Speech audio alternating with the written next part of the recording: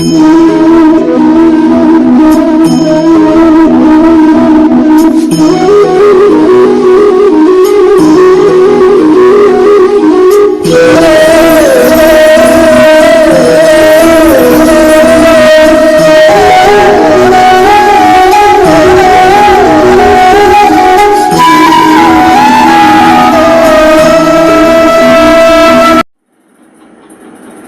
তৎসৎ। ওম তৎসৎ। ওম তৎসৎ। আজ যে বিষয়টা নিয়ে আলোচনা হবে এটা হচ্ছে বৃন্দাবনে ভগবান কৃষ্ণ মানের দায় রাধার কাছে কি কি দিতে চেয়েছিল,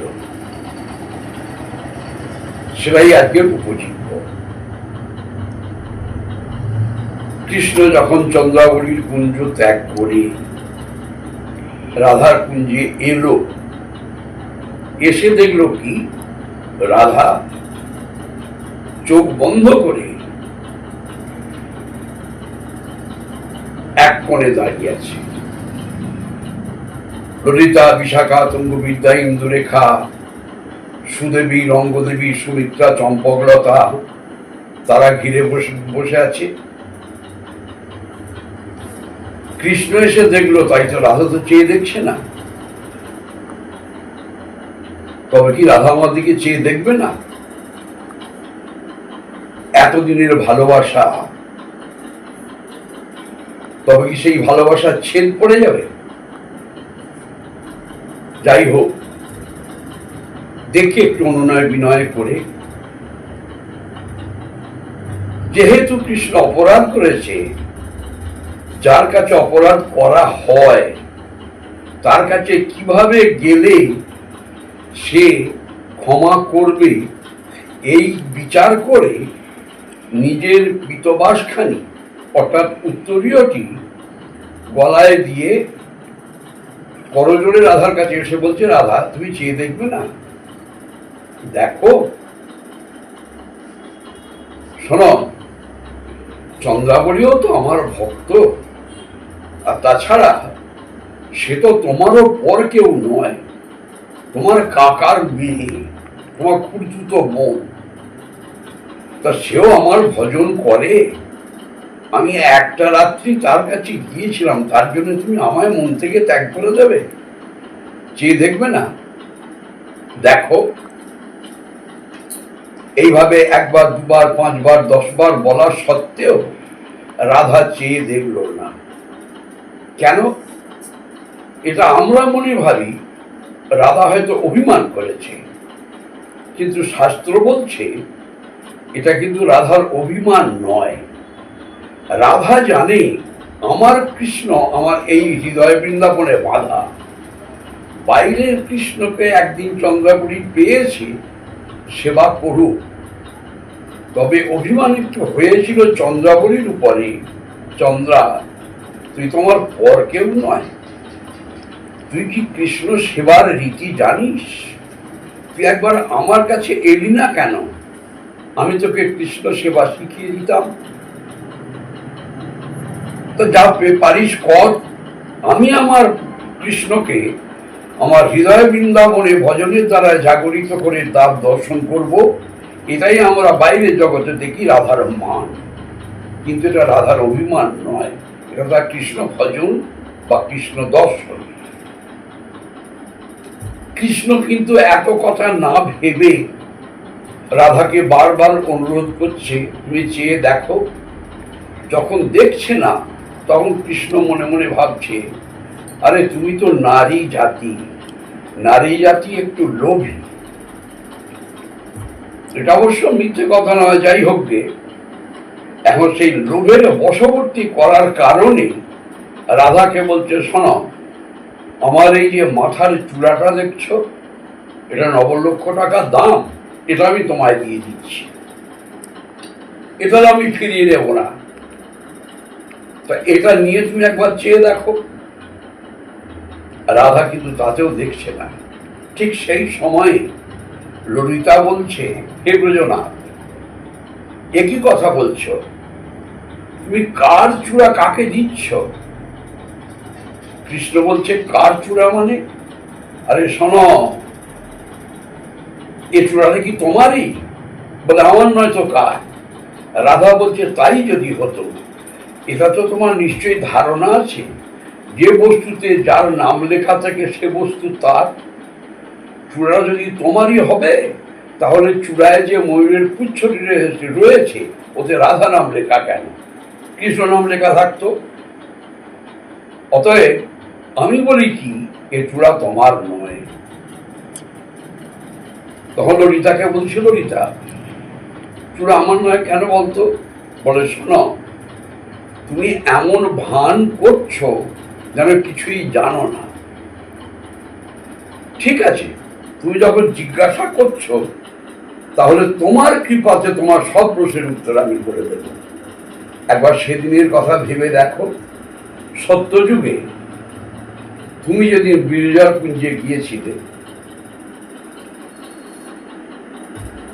জানি কৃষ্ণ প্রেয়সী বৃন্দা সেও তোমার ভজন করে, সেই ভক্তবাঞ্ছা পূরণের কারণে তুমি বিরজার কুঞ্জে গিয়েছিলে। মুনিশ্রেষ্ঠ নারদ, যে হচ্ছে গোলমাল বাঁধানোর মুনি, নারদের বৈশিষ্ট্য হলো সমস্ত মানুষের মধ্যে কলহ বাঁধিয়ে দেওয়া। নারদ কিন্তু সর্বান্তর্যামী। ভগবান কৃষ্ণ যেমন সর্বান্তর্যামী, অন্যান্য দেবতারা যেমন সর্বান্তর্যামী, মুনি ঋষিদের মধ্যে একজনই ছিল যেটি হচ্ছে নারদ ঋষি, সেও সর্বান্তর্যামী, সব জানত। নারদ যখন জানতে পারলো আজ ব্রজনাথ কৃষ্ণ বিরজার কুঞ্জে গেছে, তবে তার আগে একটি কথা বলি, কেউ যেন ভাববেন না যে কৃষ্ণ শুধু দাপর যুগে। ভগবান কৃষ্ণের যত কিছু লীলা সব কিন্তু হয়ে আছে সত্য যুগে। সেই লীলার পুনরাবৃত্তি হয়েছিল লীলাক্ষেত্র বৃন্দাবনে। কৃষ্ণ একেবারে সৃষ্টি থেকেই কৃষ্ণ, কৃষ্ণ থেকেই সব, যার জন্যেই ভাগবত প্রমাণ করেছে এতে চাংশ কলাপুংস কৃষ্ণস্তু ভগবান স্বয়ং। যত দেব দেবী আছে সবই ভগবান কৃষ্ণের অংশের অংশ, তার অংশ। যিনি কৃষ্ণ তিনি কৃষ্ণ, তার আর কোনো গল্প নেই। নারদ ঋষি যখন যোগের দ্বারায় জানতে পারলো কৃষ্ণ বিরজার কুঞ্জে গেছে, মনে মনে চিন্তা করলো রাধার একবার মনেতে এই গোলমালের কথাটা জাগিয়ে দিয়ে আসে। এই চিন্তা করে রাধার কুঞ্জে এসে হাজির। এসে রাধাকে বলছে, রাধা তোমার প্রাণবল্লভ কোথায় গেল গো? রাধা বলছে আশেপাশেই কোথাও আছে। বলে না না, এটা তোমার ভুল ধারণা। আজ তোমার প্রাণবল্লভ আর রাধা বল্লভ নেই, আজ সে বিরজা বল্লভ হয়েছে। বিরজা বল্লভ? বলে হ্যাঁ। টুক করে কথাটি বলি নারদ ঋষি স্বস্থানে প্রস্থান করলো। এবার রাধার মনে জাগলো কি, আমার প্রাণকান্ত বিরজা বল্লভ হয়েছে, তো বিরজার পাশে তাকে কেমন মানিয়েছে একবার দেখে আসি। এই চিন্তা করে রাধা এবার সেই বিরজা কুঞ্জে আসছে। এখানে কৃষ্ণ সে তো সবই জানে গো কি ঘটবে, তাই শ্রীরামকে একটা যষ্টি হাতে নিয়ে দ্বার রক্ষায় নিযুক্ত করেছে। তাকে আদেশ দেওয়া আছে যে আমার আদেশ ছাড়া কেউ যেন প্রবেশ না করে। সেই আদেশ পালন করছে শ্রীরাম। এবার রাধাজি উপস্থিত, প্রবেশ করতে যাবে পুরীর মধ্যে, এমত অবস্থায় শ্রীরাম বাধা দিয়েছে। বলে শ্রীমতী তুমি একটু দাঁড়াও। কেন? বলে কেন মানে? আরে শোনো, কানাই আদেশ দিয়েছে, সে ভক্তবাঞ্ছা পূর্ণ করতে প্রবেশ করেছে পুরীর মধ্যে, তার আদেশ ব্যতীত কেউ প্রবেশ করতে পারে না। তুমি যে এসেছো, আমি একবার সংবাদটা পাঠাই, সংবাদ পাঠালে যদি কানাই যেতে বলে তাহলে তুমি যাবে। রাধা বলে না, তা হবে না, আমি এখনই প্রবেশ করব। শ্রীরাম বলছে না, আমি তো প্রবেশ করতে দিতে পারি না। তখন শ্রীমতী বলছে, তুই কি একবারে তার কেনা দাস নাকি? শ্রীরাম বলছে, শ্রীমতী তুমি তো ঠিক কথাই বলেছ, তুমি আমাকে বলছো কেনা দাস, বলো তো কে না দাস? সবাই তো কৃষ্ণের দাসত্ব করার জন্যই কাঙাল, আর তুমি আমাকে বলছো কেনা দাস? শ্রীমতী বলছে, তুই দাস ছাড়বি কি? বলে না, ছাড়বো না। বেশ, দেখি তুই কি করে বাধা দিস। এই বলে বলপূর্বক প্রবেশ করলো শ্রীমতী। প্রবেশ করে দেখলো কি, কৃষ্ণ রাধার আগমনটা মনে জানতে পেরে বিরজাকে বলার পরে বিরজা হয়েছে বাড়ি, অর্থাৎ জল। এই যে বিরজা বাড়ির পরিগ্রহ করছে, কৃষ্ণ মনে মনে ভাবছে রাধার তো যত রাগটা পড়বে এবার আমার ওপরে। তখন কৃষ্ণ করলো কি, শিও শক্তি বলে নিজের শক্তিতে একটা ছোট্ট সর্পদেহ সৃষ্টি করে তার মধ্যে নিজে ক্ষুদ্র হয়ে প্রবেশ করে সেই জলের উপরে ভাসছে। এমত অবস্থায় রাধা প্রবেশ করেছে, করে দেখছে কি, হে প্রাণবল্লভ, হে লীলাময়, সত্যই তুমি লীলাময় হরি, বাঁকা বংশীধারী, কে বোঝে তোমার লীলা? তুমি দেবকী নন্দন শ্রীরাধিকার প্রাণ, রাখাল সনে করো খেলা। তুমি সবই করতে পারো।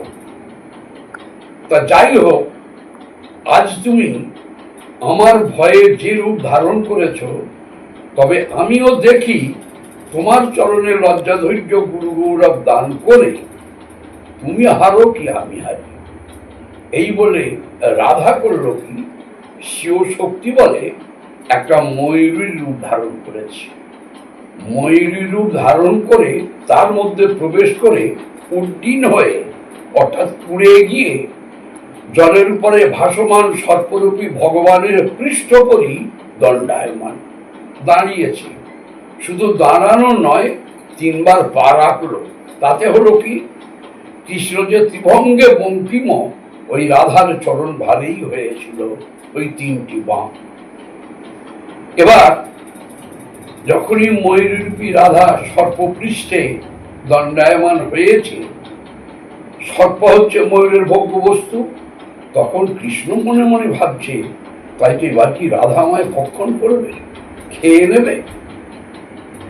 প্রাণের দায়ে বাঁচার তাগিদে কৃষ্ণ তখন রাধার স্তব স্তুতি করছে, রাধা তুমি এবারের মতো আমাকে ক্ষমা করো, তুমি আমাকে ভক্ষণ করো না।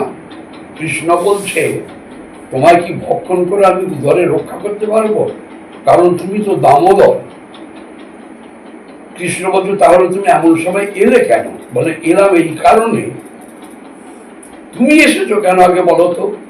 বলে, শোনো, বিরজাও আমার ভজন করত, সেই বিরজার মনোবাসনা পূরণ কারণে আমি এসেছি। আমার ধারণা ছিল বিরজার কাছে নূতন কোনো প্রেম আছে, সেই প্রেম আস্বাদনের লাভে বা লোভে আমি এসেছিলাম। রাধা বলছে, এসে কি দেখলে? বলে, দেখলাম তোমার আমার যে মাধুর্য মণ্ডিত প্রেম, এই প্রেম আর কোথাও নেই। রাধা বলছে, তোমায় প্রেমটা শিখালো কি? কৃষ্ণ বলছে, রাধা প্রেম যদি শেখাতে হয় তুমি শিখিয়েছ। তখন রাধা বলছে, তাহলে যার কাছ থেকে যেটি শেখা যায় সে সেটার গুরু হয়। বলে, হ্যাঁ, তাহলে আমি যে তোমায় প্রেম শিখালাম, আমি তোমার কে? ভগবান কৃষ্ণ স্বীকার করলেন, রাধা তুমি আমার প্রেমের গুরু। রাধা বলছে, তুমি তো নন্দ রাজার পাদুকা বহন করতে, বনে বনে ধেনু বিচরণ করতে, এই যে প্রেম আস্বাদনের লোক, এই লোকটা তোমার অন্তরে জাগলো কি করে? বললো, তুমি শিখিয়ে দিয়েছ। রাধা বলছে, তাহলে আমি যদি তোমার প্রেমের গুরু হই, গুরুর আসন কোথায়? ভগবান কৃষ্ণ স্বীকার করলেন, শোনো রাধা, সহস্রদল পদ্মঞ্চ সর্বেশাং মস্তকে মুনে তত্রৈব তিষ্ঠতি গুরু সূক্ষ্ম রূপেণ সন্তত। মাথায় সহস্রদল পদ্মে হচ্ছে গুরুর আসন। তখন রাধা বলল, তাহলে এক কাজ করো, আমি আমার নিজের চঞ্চুর দ্বারা একটি পুচ্ছ দান করছি, এই পুচ্ছেতে তুমি আমার নাম অঙ্কিত করে মাথায় রাখো, জগবাসী সবাই জানবে রাধা কৃষ্ণের আর কেউ নয়, রাধা হচ্ছে কৃষ্ণের প্রেমের গুরু। ললিতা বলছে, হে ব্রজনাথ, তাহলে বলো তো এই চূড়াটা তোমার কি করে হলো?